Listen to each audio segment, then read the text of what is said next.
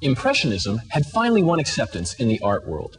Artists furiously cranked out tranquil landscapes, and musicians tried their best to copy the placid tones of Debussy. The French style was everywhere, which really upset the Germans.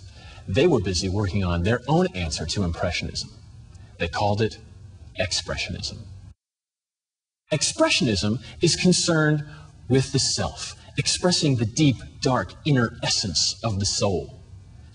Sigmund Freud had published his seminal work on dreams, and the Expressionists were fascinated by Freud's ideas that deep inside each person was a subconscious or unconscious world that was grotesque and magnified and twisted, and that these things manifested themselves through dreams.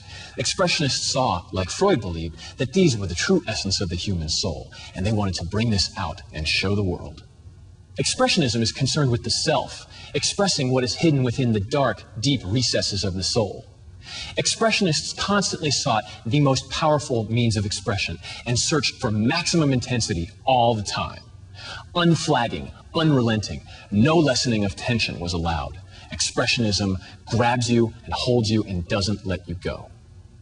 They rejected what had been accepted as beautiful, preferring the strange, the macabre, and the grotesque.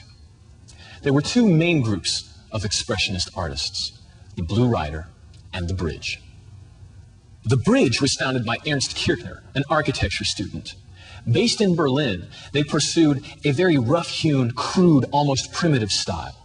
They made countless wood blocks, woodcuts, lithographs, and other very basic art that was heavily influenced by primitive art like the Africans. In fact, their wild colors were very reminiscent of the French Fauvist school, who they liked very much. In fact, the Bridge had asked Henri Matisse, the leader of the Fauves, to join their school, but he had rejected them.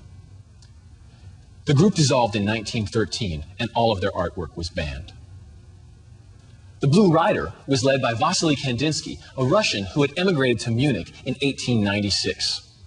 Originally trained as a lawyer, he had a very unusual eye for painting and is often cited as the first true abstract painter of the 20th century.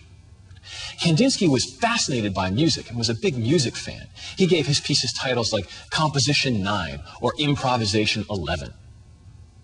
The Blue Rider included among its members Paul Klee and one Arnold Schoenberg.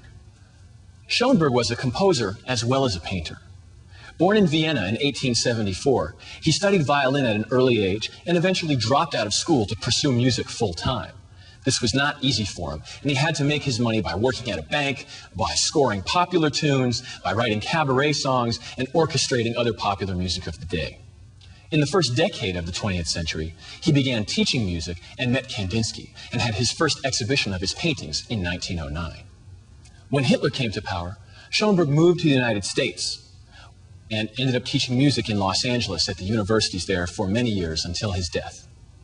But before then, he would shake the world of music to its foundations.